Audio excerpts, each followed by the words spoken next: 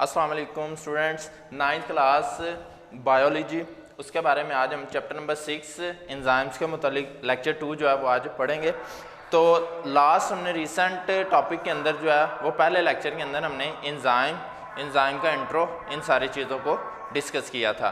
तो आज जो है वो हम एंजाइम की करैक्टरिस्टिक्स के बारे में बात करते हैं, एंजाइम के ख्वास के बारे में बात करते हैं कि एंजाइम बेसिकली जो है वो किस नवैयत के हामिल होते हैं और इनकी क्या क्या खुसूसियात हैं। यहाँ पे मैं टॉपिक का नाम लिख देता हूँ,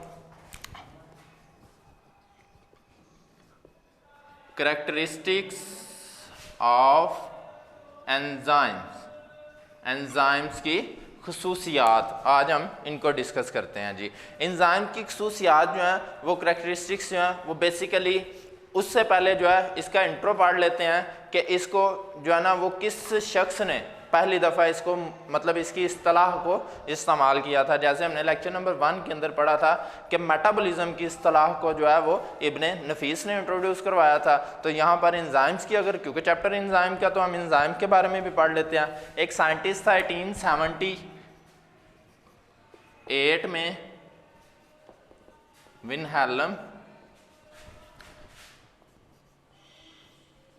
विल्हेल्म कॉन्न, इसने इंट्रोड्यूस करवाया था जी इस इस्तिलाह को। इसने यहाँ पे एंजाइम के मुतालिक हमने रिसेंट लेक्चर के अंदर जो है वो डेफिनेशन पढ़ी थी कि एंजाइम्स हमारे पास बेसिकली जो है वो किसी भी एक्टिवेशन बायोकेमिकल रिएक्शन के दौरान जो है उसमें तब्दीली लाते हैं, उसको चेंज कर देते हैं, उसको बूस्ट कर देते हैं, उसको कैटालाइज कर देते हैं, ठीक है, जबकि रिएक्शन के दौरान खुद कभी भी तब्दील नहीं होते। तो यहाँ पर बात करते हैं, उसको मज़ीद थोड़ा सा एलैबोरेट करने की कोशिश करते हैं। तो एंजाइम्स इसने क्या कहा था जी, इसने कहा था enzymes are globular structure of proteins.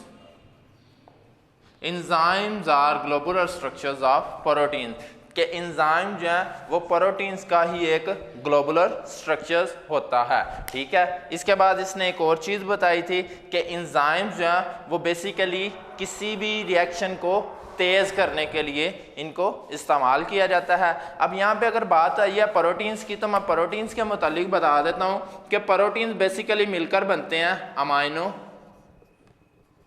Acid से, और अमाइनो एसिड्स की लॉन्ग चेन्स ये मिलकर तो प्रोटीन्स को बनाती हैं। छोटी छोटी पैचेस मिलते हैं अमाइनो एसिड्स। जैसे किसी भी घर को बनाने के लिए, किसी भी मकान को या किसी दीवार को बनाने के लिए हमें ईंटों का सहारा लेना पड़ता है, ईंटों के ज़रिए से हम दीवार को बनाते हैं, वैसे ही प्रोटीन जो है ये किससे मिलकर बनते हैं, अमाइनो एसिड से। तो अमाइनो एसिड्स की लॉन्ग चेन्स जो हैं वो प्रोटीन्स को बनाती हैं। तो इट्स मीन कि ये भी हमारे पास वही चीज़ डिस्कस करने के लिए यहाँ पे बात करेंगे। तो एंजाइम्स के मुतालिक मैंने बता दिया कि ये ग्लोबुलर स्ट्रक्चर्स ऑफ प्रोटीन है। एंजाइम्स का काम क्या होता है, कैटालाइज रिएक्शन, किसी भी रिएक्शन को कैटालाइज करवा सकते हैं, ठीक है, कि हमारे पास ये किसी भी रिएक्शन को कैटालाइज करवा के उसको स्पीडी कर सकते हैं, उसकी स्पीड को बढ़ा सकते हैं, उसकी स्पीड को पहले से डबल कर सकते हैं। जैसे इसकी मिसाल जो है वो आप ले सकते हैं कि पानी के अंदर चीनी को हल करना। लेक्चर नंबर 1 में भी मैंने ये एग्जांपल दी है, बड़ी सिंपल सी एग्जांपल है कि आप जो है ना वो किसी भी रिएक्शन को तेज़ करवाने के लिए क्या करते हो, उसमें कोई एक्स्ट्रा चीज़ ऐसी ऐड कर देते हो जो कि रिएक्शन की नवैयत को तो तब्दील नहीं करती, हाँ उसको स्पीडी बना देती है। जबकि वो जो हम एंजाइम है या जो कैटालिस्ट है जो हम उसमें इस्तेमाल कर रहे हैं वो एज इट इज़ हमें वापस वैसे ही मिल जाता है। तो इस चीज़ को यहाँ पे डिस्कस करेंगे। नेक्स्ट उसके बाद हम बात करेंगे जी एंजाइम जो हैं वो हमारे पास खुद जो हैं वो एक चेन्स की शक्ल में बने होते हैं, चेन्स ऑफ अमाइनो एसिड्स, क्योंकि ये खुद ब खुद ही एक प्रोटीन्स होती हैं। एंजाइम और आल्सो प्रोटीन्स, क्योंकि एंजाइम खुद जो है वो एक प्रोटीन्स के तौर पर जाने जाते हैं, तो इस वजह से जो है ये इसमें भी अमाइनो एसिड से ही मिलकर ये बने होते हैं। तो ये इसकी करैक्टरिस्टिक्स की बात हो रही है, आज हम इसकी खुसूसियात को पढ़ रहे हैं। अब एंजाइम्स को किसी भी रिएक्शन को बूस्ट करवाने के लिए जो है वो दो चीज़ों की ज़रूरत होती है। एक है जी एक्टिवेटर्स और दूसरा उसके बाद है इनहिबिटर्स।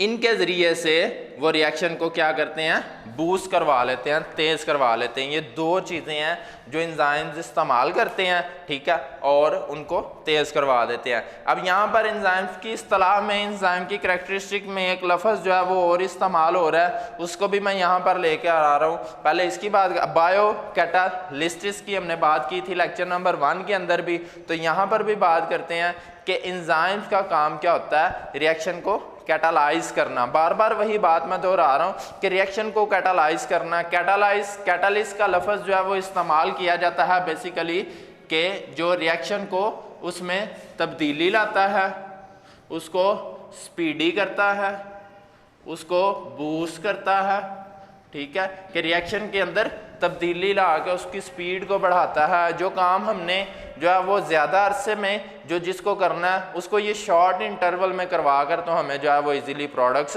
दे देता है। तो ये चीज़ एंजाइम के लिए जो है उसके अंदर एक्टिव साइट्स का लफ्ज़ यहाँ पर इस्तेमाल होगा। एक्टिव साइट कि एंजाइम क्या करते हैं, एक्टिव साइट यहाँ पर एक ऐसी जगह जिस पर एंजाइम ने जाकर एक्ट करना होता है। एक्टिव साइट मतलब एंजाइम हर जगह पर असरअंदाज नहीं होता, बल्कि वो सबस्ट्रेट की नवैयत के साथ तब्दील हो जाता है। तो ये भी यहाँ पे लिख देता हूँ, enzyme change with the nature of substrate. Substrate की नवैयत के साथ जो है वो तब्दील हो जाता है।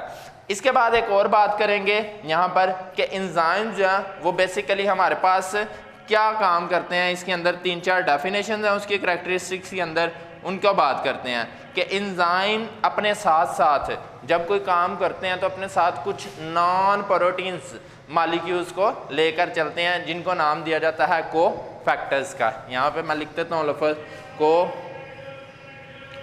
फैक्टर्स, यानी कि non protein which link with enzyme. कुछ नॉन प्रोटीन्स ऑर्गेनिक भी हो सकते हैं और इनऑर्गेनिक भी हो सकते हैं। ये दोनों लफ्ज़ मैंने इस्तेमाल किए हैं, यानी कि जो कार्बन और कार्बन के डेरिवेटिव्स के बारे में बात करते हैं तो ऑर्गेनिक है, और अगर उसके अलावा जितने भी मॉलिक्यूल्स हैं तो वो इनऑर्गेनिक है। तो ये दोनों तरह के हो सकते हैं। यहाँ पे को फैक्टर्स जो है ये क्या है, एंजाइम्स को अपना काम पूरा करने के लिए कुछ ऐसे नॉन प्रोटीन मॉलिक्यूल्स की ज़रूरत होती है जिनकी मदद से वो अपने काम को सरअंजाम देता है, उनको नाम दिया जाता है को फैक्टर्स का। कुछ एंजाइम्स के साथ ये कोफैक्टर जो है वो बड़ी मजबूती के साथ लिंक किए होते हैं, जिनको नाम दिया जाता है prosthetic group, strong bonding link.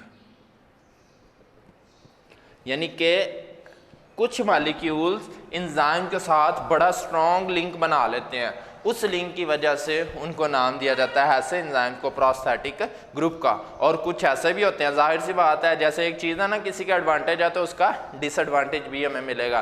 तो सेम यहाँ पर भी यही चीज़ है कि अगर ये लिंक बहुत मजबूती के साथ जुड़ा हुआ है तो प्रोस्थेटिक ग्रुप है, और अगर यही लिंक जो है एक वीक बॉन्ड के साथ मिल जाता है तो उसको नाम दिया जाता है को एंजाइम्स का। ठीक है जी। और ये लिंक क्या होता है, वीक बॉन्डिंग लिंक। ठीक है जी। इसके बाद इसके मेटाबॉलिक पाथवेज है, ठीक है, मेटाबॉलिक रास्ते हैं कि किन रास्तों से ये गुजर कर तो अपना काम सर अंजाम देता है। तो ये इसकी ओवरऑल कैरेक्टरिस्टिक्स ऑफ एंजाइम जो हैं उनको डिस्कस किया हमने। लास्ट पे जो है मैं यहाँ पे एक छोटा सा जो है ना 4 पॉइंट्स हैं उनको यहाँ पे हाईलाइट कर देता हूँ। यूजेस ऑफ एंजाइम, अभी तक हम एंजाइम्स को पढ़ रहे हैं, लेकिन अगर हम उसको डेली लाइफ में या इंडस्ट्रियल लाइफ में उसके यूजेस पढ़ लेंगे ना तो फिर इजीली हम इन चीज़ों को जो है वो डिस्कस कर लेते हैं। ठीक है। तो यूजेस ऑफ एंजाइम जो है उनके मुतालिक अगर मैं बात करता हूँ तो यूजेस ऑफ एंजाइम मेरे पास जो है वो 4 तरह के हैं। एक है फूड इंडस्ट्री में, सेकंड पे आता है बेवरेज इंडस्ट्री में, थर्ड पे आता है जी हमारे पास फूड इंडस्ट्री हो गया, बेवरेज इंडस्ट्री हो गया, थर्ड पे पेपर इंडस्ट्री। फूड इंडस्ट्री कहा जाता है खुराक की सनत में, बेवरेज इंडस्ट्री मशरूबात की सनत में, और पेपर इंडस्ट्री कहा जाता है जी पेपर की सनत में। और इसके अलावा इसको as a starch, amylase enzyme, starch या प्रोटीएज एंजाइम्स के तौर पर भी इनको इस्तेमाल किया जाता है। अब मैं इनको सिर्फ लिंक बता देता हूँ। फूड के अंदर सबसे सिंपल मिसाल ले लेते हैं कि हमारे पास जो फूड के अंदर क्या है, जिस तरह ब्रेड बनाने के लिए, बन बनाने के लिए, डबल रोटी बनाने के लिए, खमीरी रोटी बनाने के लिए इसको उसमें आटे के अंदर थोड़ा सा वो एंजाइम्स को डाल देते हैं। आप वो खमीरी रोटी का और घरों की नॉर्मल रोटी का कंपैरिजन कर सकते हैं। उसके बाद आता है बेवरेज इंडस्ट्री में मशरूबात बनाने के लिए, कोल्ड ड्रिंक्स बनाने के लिए, ये जूस वगैरह बनाने के लिए इसको इस्तेमाल किया जाता है ताकि ज़्यादा देर तक, ज़्यादा अरसे तक जो है उससे काम लिया जा सके। उसके बाद आएगा जी पेपर इंडस्ट्री में। इसका काम क्या होता है, पेपर इंडस्ट्री में स्टार्च का जो थिकनेस है ना उसको काम करता है और फिर उससे पेपरों को बना लिया जाता है। और लास्ट पे मेरे पास जो आता है ये कपड़ों के एंजाइम्स के लिए, कपड़ों के साफ करने के लिए इसको इस्तेमाल किया जाता है इंडस्ट्रियल एरियाज में। या उसके अलावा प्रोटीएज एंजाइम्स जो हैं, ये दाग के धब्बे जो हैं वो कपड़ों से दूर करने के लिए इसको इस्तेमाल किया जाता है। तो ये हमारा ओवरऑल टॉपिक था जिसमें हमने आज बात की है एंजाइम की करैक्टरिस्टिक्स की। अगेन उसकी डेफिनेशन को थोड़ा सा एलैबोरेट किया, फिर उसके बाद उसकी करैक्टरिस्टिक्स के अंदर हमने पढ़ा कि इसको ज़रूरत होती है एक्टिवेटर्स और इनहिबिटर्स की। ये करैक्टरिस्टिक्स के अंदर कुछ डेफिनेशंस हैं, उन पॉइंट्स को डिस्कस किया। और लास्ट में हमने बात की है उसके यूजेस ऑफ एंजाइम्स की, कि एंजाइम्स को यूज़ कहाँ कहाँ पे किया जाता है हमारी डेली लाइफ में या इंडस्ट्रियल लाइफ में उसको। तो आज के लिए इतना ही था, मिलते हैं अगले लेक्चर में। अल्लाह हाफिज़।